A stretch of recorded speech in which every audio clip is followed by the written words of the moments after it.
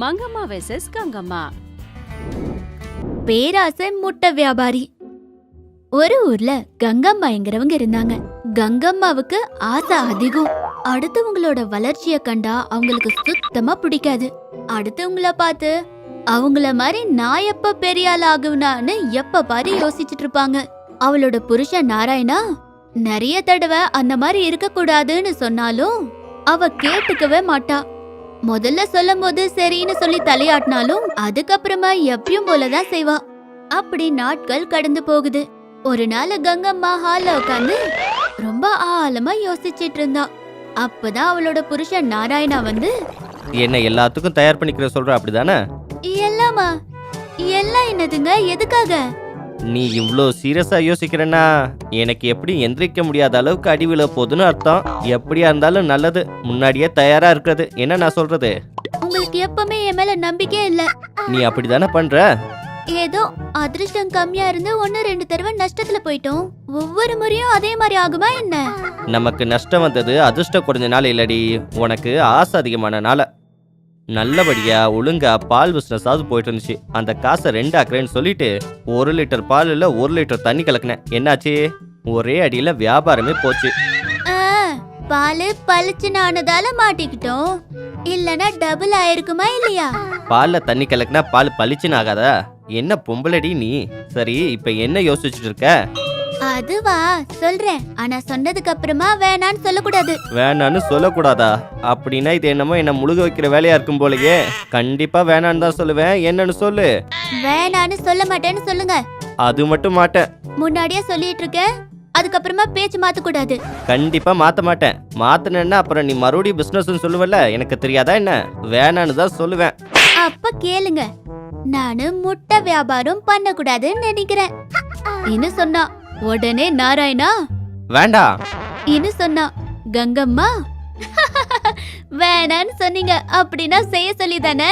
அப்படின்னா நாளைக்கே நானு கோழி முட்டை வியாபாரம் ஆரம்பிக்கிறேன் இன்னு சொன்னதுமே நாராயணா ஷாக் ஆயிட்டான். அடியே அடியே, நான் அப்படி சொல்லவே இல்லடி. என்னடி இது மோசமா இருக்கு? நான் என்ன சொன்னேன்? சரின்னு சொல்லுங்கன்னு சொல்ல சொன்னேன். வியாபாரம் பண்ண மாட்டேன்னு சொன்னேன். சரின்னு சொன்னா போயிருக்கும்ல. நீங்க தான் வேண்டான்னு சொன்னீங்க, அப்படின்னு செய்ய சொல்லி தானே. என்ன எதுவும் பேசாதீங்க, நீங்க வாக்கு கொடுத்தீங்க, அவ்வளவுதான். அது சரி, உனக்கு கோழி முட்டை வியாபாரம் பண்ணலான்னு எப்படி உனக்கு தோணுச்சு? அது காலையில பேப்பர்ல படிச்சேன். வைரஸ் வந்தவங்க எல்லாருமே ஒரு நாளைக்கு ஒரு முட்டை சாப்பிடணும்னு. அப்பதான் நோய் எதிர்ப்பு சக்தி அதிகமாகுமா. அப்படியா? அப்ப முதலீட்டுல எங்க இருந்து கொண்டு வருவ? அது என்ன இருக்கு, இப்ப 1 லட்ச ரூபாய் கொடுத்தவங்க கிட்டயே இன்னொரு 1 லட்ச ரூபாய் கொடுக்க சொல்லி கேட்டேன். நாளைக்கே பிசினஸ் ஸ்டார்ட் பண்ண போறேன் என்ன சொன்னா. அத கேட்டதுமே நாராயணா மறுபடியும் ஷாக் ஆயிட்டாரு. கங்கம்மா சொன்ன மாதிரியே 1 லட்ச ரூபாய் கடன் வாங்கி அந்த காசை வச்சு ஒரு ஷட்டர் ரெண்டுக்கு வாங்கினாங்க. கோழி ஃபார்ம் காரங்க கிட்ட பிசினஸ் டீல் பேசிக்கிட்டு முட்டைய வர வச்சாங்க. ஒரு ட்ராலி ஆட்டோவை பேசிக்கிட்டு அதுல முட்டையெல்லாம் வச்சுக்கிட்டு சுத்தி பக்கத்துல இருக்கிற ஷாப்புங்களுக்கு எல்லாமே கோழி முட்டை சப்ளை பண்ணணும்னு நினைச்சு நாராயண கிட்ட வந்து, உங்களுக்கு ஆட்டோ ஓட்ட தெரியுமா?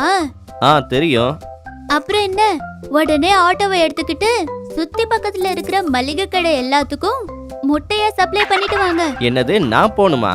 பிசினஸ் பண்ண போறேன்னு சொல்றது நீயே, நான் கிடையாது. அட, இப்ப டிரைவரை வச்சுக்கிட்டா காசெல்லாம் நஷ்டம் தானுங்க. எதுக்கு சொல்லுங்க? அதே நீங்க போனா நம்ம நிறைய காசு சேமிக்கலாம். இந்த மாதிரி சில்லறையெல்லாம் நல்லா தான் சேமிக்கிற. சரி, போறேன். வேற என்ன பண்றது? இன்னும் நினைச்சுக்கிட்டு அங்கிருந்து கிளம்பினாரு. அப்படி நாராயணாவும் கங்கம்மாவுக்கு உதவி பண்ணிட்டு இருந்தாரு. 2-3 மாசம் கடந்து போச்சு. சுத்தி பக்கத்துல இருக்கிற எல்லா ஷாப்புக்காரங்களுக்கும் கங்கம்மாவோட பிசினஸ் பிடிச்சிருந்துச்சு. ஃப்ரெஷ் எக்ஸ் விக்கிறாங்கன்னு, டைம்க்கு கொடுக்கறாங்கன்னு எல்லாரும் நினைச்சாங்க. பிசினஸ் ரொம்ப நல்லா போயிட்டு இருந்துச்சு. அத பார்த்து நாராயணா, அடேங்க அப்பா, நான் என்னமோன்ல நினைச்சிட்டேன். இது வரைக்கும் நீ பண்ணதுலயே ஒழுங்கான வேலை இது தாண்டி.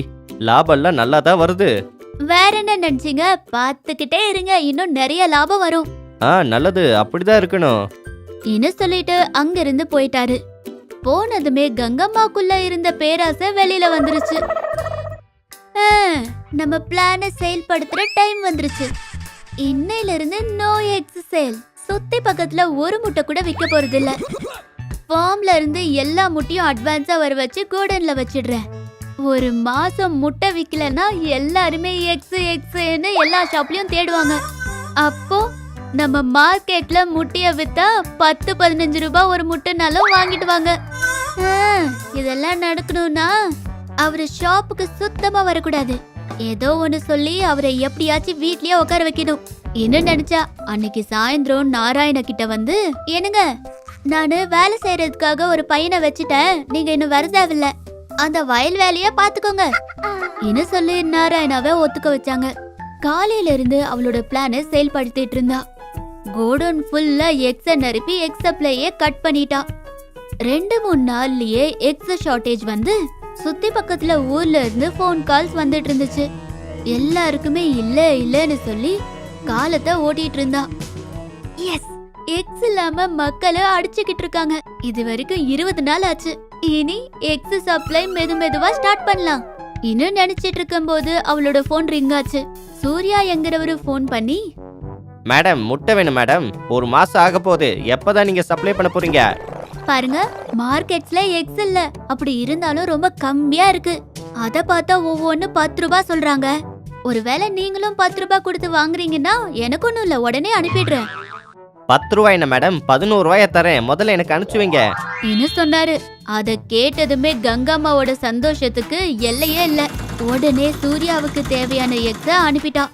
விடிஞ்சதுமே கங்கம்மா, அப்பாடா கோடன்ல லட்சம் முட்டை இருக்கு, ஒவ்வொன்னு 10 ரூபாய்னா 10 லட்சம் வரும், எவ்வளவு லாபம் இன்னும் நினைச்சிட்டு இருக்கும் போது சூர்யா வந்து ஒரு முட்டையை எடுத்துட்டு வந்து அவன் முன்னாடி அந்த முட்டைய உடைச்சு, என்னம்மா இது நல்ல முட்டையா தாங்கன்னா இப்படி கெட்டு போன முட்டையா அனுப்பிச்சிருக்கீங்க, 1000 முட்டை வாங்கினதுல ஒரு முட்டை கூட ஒழுங்கா இல்ல, என்னது இது இன்னு சொன்னாரு. அத கேட்டதுமே கங்கம்மா ஷாக்கு. அப்போதான் நாராயணா வந்து நடந்தது எல்லாத்துமே சூர்யா மூலியமா தெரிஞ்சுக்கிட்டு, என்னது 1 மாசமா முட்டைய சப்ளை பண்ணலையா, அப்படின்னா குடவுன்ல இருந்த முட்டையெல்லாம் என்னடி பண்ண? அடியே இது வேற வெயில் காலண்டி, அது வேற மெட்டல் ஷீட்டுடி, இந்த வெயிலுக்கு அந்த முட்டை இருக்குமாடி? அட போடி பேராசை பிடிச்சவளே, நல்லா போகுதுன்னு நினைச்ச இந்த வியாபாரம் அதை நல்லா கெடுத்துட்டா அப்படிதானே? இன்னும் திட்டிட்டு இருக்கும் போது திருட்டு பூனை மாதிரி மூஞ்ச வச்சுக்கிட்டு கங்கம்மா பாத்துக்கிட்டு இருந்தா. அப்படி கங்கம்மா தான் பேராசனால நல்லா போயிட்டு இருந்த பிசினஸ நாசமாக்கிட்டா. மருமகள் லிப்ஸ்டிக். ஒரு நாள் சந்திரகாந்தா வேலையெல்லாம் முடிச்சிட்டு தனியா உட்காந்து யோசிச்சுட்டு இருக்கும் போது சந்திரகாந்தாவை கவனிச்ச மாமியார் சூரியகாந்தா கிட்ட வந்து, ஏண்டி ஏன் இப்படி உம்முன்னு இருக்க, என்னாச்சு?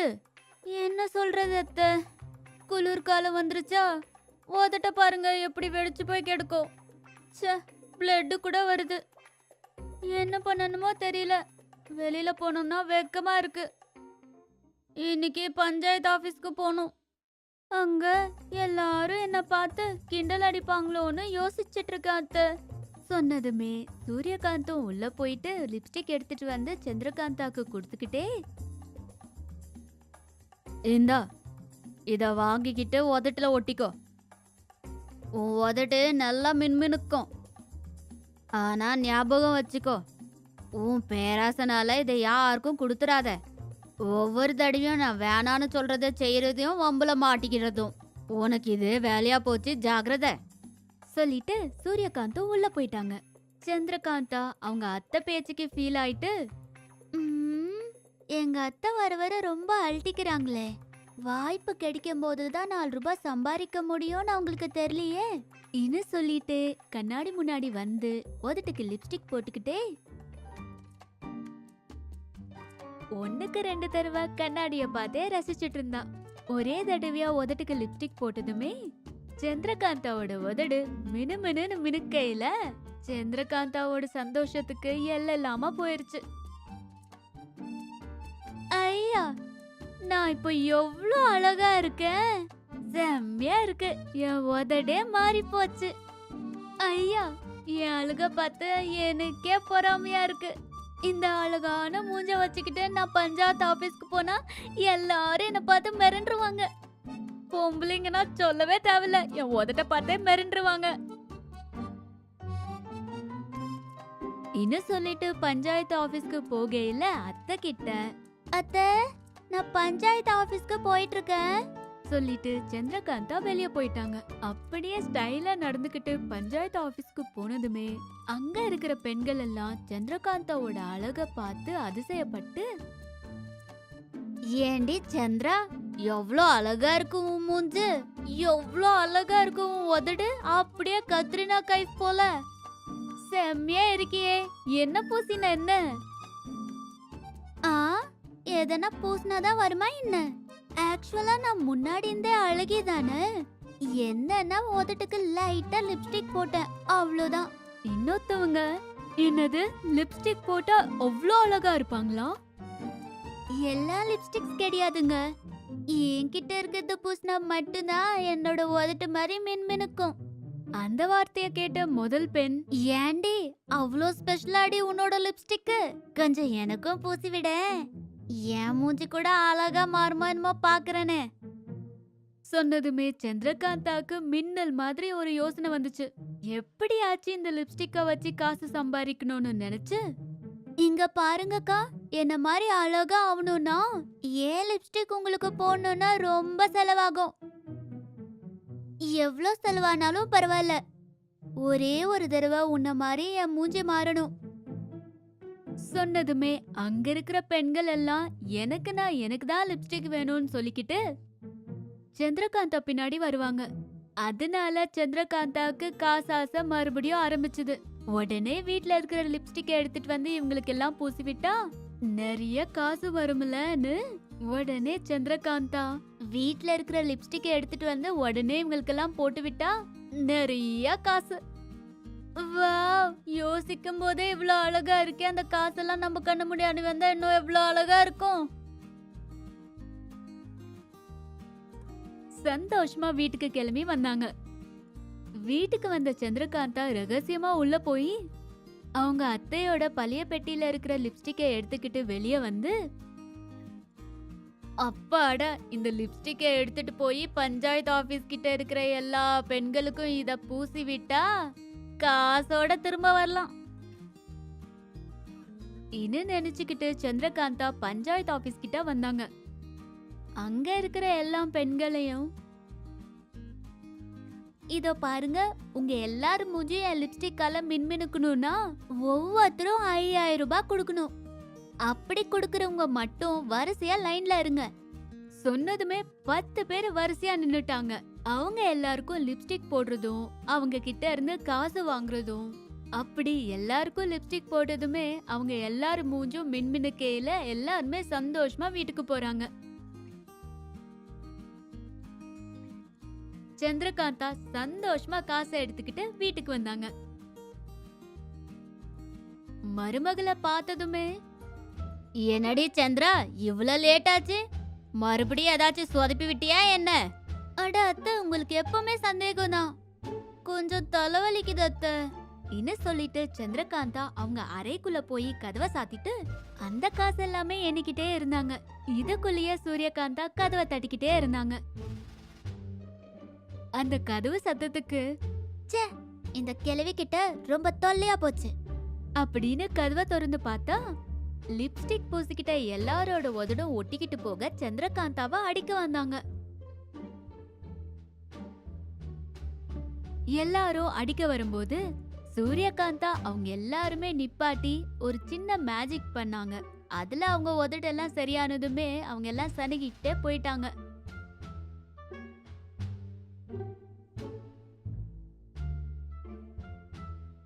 பெருமூச்சு விட்ட சந்திரகாந்தா, தேங்க்ஸ் அத்தை அப்படின்னு சொல்லிக்கிட்டு உள்ள போயிட்டாங்க. இவளோ இவ பேராசையும் இனி மாற மாட்டா இன்னு சொல்லிட்டு சூரியகாந்தாவும் போயிடுவாங்க. இந்த எபிசோடும் உங்களை நல்லா சிரிக்க வச்சிருக்கோன்னு நாங்க நம்புறோம். இன்னும் இதுக்கு வெயிட்டிங்?